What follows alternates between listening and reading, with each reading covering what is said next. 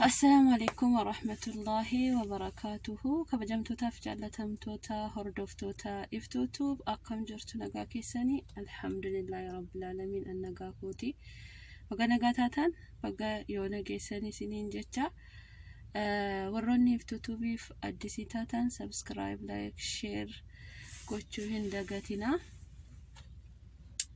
Gamanumaanii baay'ee gaddeen jiraan gama kootiin jechuudha. Wallahi haqiiqaa dubbachuuf warroota Yemeniin keessatti akkas gubatanii du'uun eenyunuu namni hundinuu hundu'a namni karaa kana namni midrii kanarratti hafu hin jiru. Hundi keenyayyuu hin deemna garuu duuti walii lama beektu. Duuti akkana gubatanuu fi duuti akkana gubatanii daaraa ta'anuu fi ilmaan namaa jechuudha. Duuti inni taraadhaan qaniidhaan yaani hundinuu qaniidha haa ta'u malee duuti inni taraadhaan du'anuu waliif adda tokko miti jechuudha. Innaa du'a baay'ee nama gaddisiisuudha. Ilmaan Oromoo kan jarri mana hidhaa Yemenii keessatti boombiidhaan dhuman jechuudha.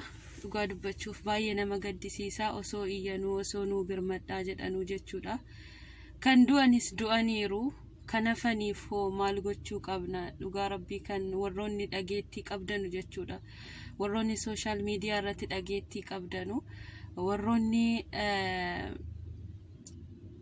miidiyaa guguddaa qabdan jechuudha. Ilmaan Oromoo kaasatan kanarratti hojjechuu qabdan jechuudha. Haasa'uu qabdan, sagalee keessan dhageessisuu qabdanii. Warroonni nama gaddisiisa wallahi. Warroonni suudiyoo hixaan jira akkamitti gara kamitti deemaa jira, akkam ta'uuf deemaa jiranii kan jedhu isinumaaf hin dhiisa. Guyyaa tokko jarris akkuma kanayyee godhamu jechuudha. Haqiiqaa dubbachuuf guyyaa tokko jarris kanumaaf taa'u. Maaltu beekama? Hagayoonaa wanti dhagahame hin jiru. Boombiitu gadhiifame jechuu malee wanti nu beeknu tokkollee hin jiru kana keessa. Garuu wanti nama gaddisiisu ilmaan namaa yoo mana hidhaa jechuun manni hidhaa gaariin hin jiru abadan. Biyya alaas ta'e biyya keessas ta'e hidhaan hidhaadha. Manni hidhaa manuma hidhaati. Mana hidhaa ta'ee manni gaariin jira jedhee hin yaadu'an gama kootiin jechuudha. Ilmaan keenya baay'ee nama gaddisiisu warroonni biyya alaatti mana hidhaatti gubataa jiran jechuudha. Dhugaa dubbachuuf qaniif guyyaan illee hin beekamu. Guyyaa jechuun sa'aatii meeqa akka ta'e illee hin beekamu jechuudha mana hidhaa keessatti. Kana kan baay'ee nama azzansiisudha wallahi. An gama kootiin hatta manaamii fa'i natti fakkaata yeroon argu Facebook irratti jechuudha. Jalqabaa fi Ustaaz Anwar isaanii dubbataaru subii salaatii kennan ilaalu isaanii jedhanii jennaan innani proogiraamii isaanii fixee ka'ee dhaqee Facebook ilaalu baay'ee nama gaddisiisa. Ilmaan namaa raafuu taate akka sana mana hidhaa keessatti akkas ta'uun wallahi baay'ee nama gaddisiisa. Hangama kootiin baay'een gadde jechuudha. Maal goonare? Wama gochuu hin dandeenyu du'aa gochuudha. Du'aadha wanti nu dandeenyu. Liidoo kan nu gochuu dandeenyu of biraa du'aadha. Rabbi kan jannataa jiraa gochuu jenna. Akkuma sana immoo warroota hafaniif yoo manni hidhaa Yemen jechuun mana tokko qofaa miti. Manni hidhaa Yemen baay'ee jira. Kanaafiyyuu jara hafanoo hadha galgaloo maaltu ta'uu deema? Boroo maaltu ta'uu deema? Irraanfachiisee ji'as haa ta'uu ji'a olis haa ta'uu maaltu ta'uu deema? Jara mana hidhaa biraatti immoo hafanii maaltu irra gahuu deemaadha kan na asabsiise hangama kiyyaan dhugaa dubbachuuf jechuudha. Kanaafiyyuu mee haa iyyinu yoo dhageettii qabaanne yoo namni nu dhagahu jiraateef jechuudha.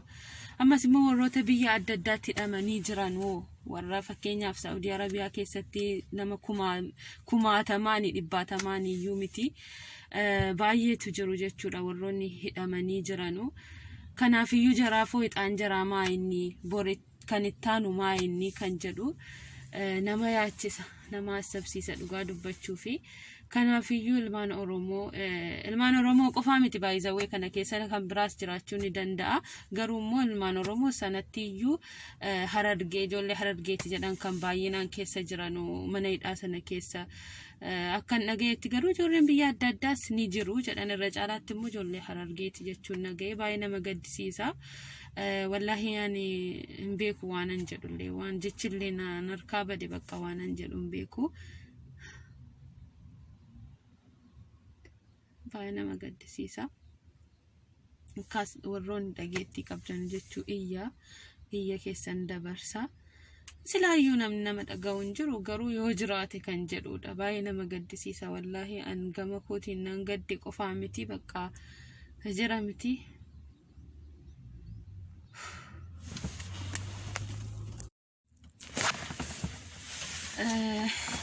Ifama waan nyaadhaatti waan nama nyaatti jedhanii naaf darba jedhanii biyya bahanii yoona iqdii waa meeqa qabanii garuu qaniin dhuftee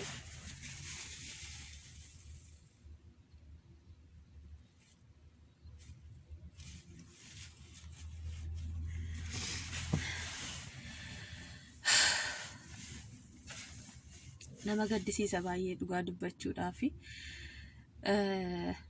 hadaraa warroonni dhageestii qabdan warroonni sooshaal miidiyaa irratti hordoftoota baay'ee qabdan jechuudha kana irratti hojjechuu qabdanii kana irratti iyyuu qabdanii duuti bifa lama beektu jarana duuti tokkoffaa mana hidhaa keessatti yoona hidhamanii guyyaas ji'as waggaas kan ga'an jiraachuu danda'u. Fanamanii qilleensa gaarii illee tuun argatiniin mana hidhaa keessatti akkas gubachuu jechuun baay'ee nama gaddisiisa. Kun immoo qadarallaadha waa tokko gochuu hin dandeenyu garuu qadarallaadha jennee dhiisuu miti warroota hafaniif iyyuu qabdu warrootni dhageettii qabdan jechuudha kaasatan iyyuu qabdan baakachuu iyyaa. warroota mana hidhaa Saawudii jiranoo fi hidhaan jaraamaa inni akkuma sana mana maaltu jiraaf achi keessatti boombiin gadhiifama nama hidhamtoota fixuudhaaf bakka siruma kaayyoo itti asabaniitti yaadaniiti kan jarri godhan jechuudha. Kanaafiyyuu adaraa keessan warroonni dhageettii qabdanuu dhageessisaa sagalee keessan dabarsaa iyya dabarsaa baay'ee nama azzansiisu ijoolleen keenya wallaahi biyya adda addaatti jechuudha akkas kan ta'aa jiranoo baay'ee nama gaddisiisu warroota hamma hidhaa jiranoo fi anaasan iyyuu narkaa bade wallaahi waan anaasa'ullee hin qabu kanan akkana ta'e maatiinoo yoona akkam ta'u haatoo abbaanoo obboleessa obboleettiinoo achi keessaa namni fira dhabee jira jedhee yaadu hundi namaayyuu fira hiluma qabaata.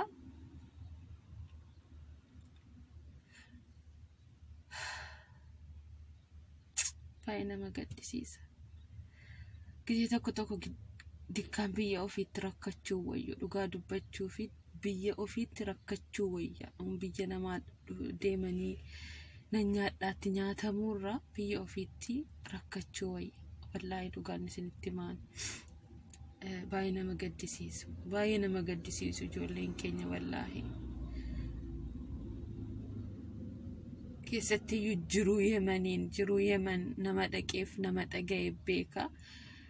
Dhaga'e osoo hin taane namni dhaga'e danuus amanuu dhiisuu ni danda'a warri keessa jiraatanii warri keessatti dabarsan immoo jiruun Yemen ofii isaatti iyyuu gubaadha.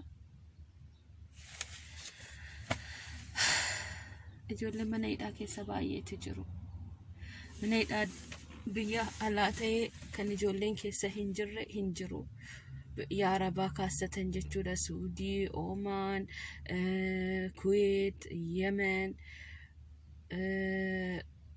Qatar biyya adda addaa keessa jiraachuu ni danda'u garuu kan Saudiitiif kan Yemen qobaanatti fakkaata daniinni jiraa jechuudha akkan argutti. Minaalbat Dubaayinis jiraachuu ni danda'a mana hidhaa keessatti Dubaayin turchanu akkan dhageetti Dubaayin UAE kana jechuudha hin turchanu mana hidhaa. Indom hamma seera addisii fay baasanii jiru viizaa ji'a jaha warroonni biyyatti galuu barbaadan illee hidhaa tokko malee gara biyya akka galtan jedhamee dubbatamee jira jechuudha. Kanaafiyyuu kan biyya Yemanii fi kan Oman kan Saudi baay'ee nama gaddisiisa biyya hunda keessaa jechuudha. Ana akkan argettin isinitti maa jira minaalbaat kan anarrammoo argitan jiraachuu ni dandeessan I don't know kanan beekuwan. Nabaay'ee nama gaddisiisa baakkaachuu adaraa keessan warroonni dhageettii qabdanu warroonni nama isin dhaga'u jechuudha hordoftoota baay'ee qabdanu dabarsaa ani waanan jedhuun qabu wallahi dhugaa dubbachuuf gaddeera of course akka nama kamiyyumaan keessi koo na gubatee jira wallahi amana hidhaa miti namni biyya ormaa bakkeeyyuu hojjetu waan keessa ofii waan yaadu waan barbaadu argateetii miti akka fedha ofii ta'eetii miti akka barbaadu ta'eetii miti qilleensa gaarii fudhateetii miti gubachuun immoo kanarratti du'uun taraa duudha kalaas qaniidha hin duutan kunis qaniidha qaniitti nan amana garuu inni gubatan kun inni boombiidhaan nama gubanii boombii namatti gadhiisan kun adda du'a addaati dhugaa dubbachuuf isinitti nima dhugaa dubbachuu ta'e jechuudha. Duuti kamiyyuu du'a ilmaan namaa kana walirratti jigjigdee walirratti guggubattee kottoonfattee kun du'a bakka du'a isa dhuma isa macarrashaa isa marrumaan nama gubuudha wallahi. Innaa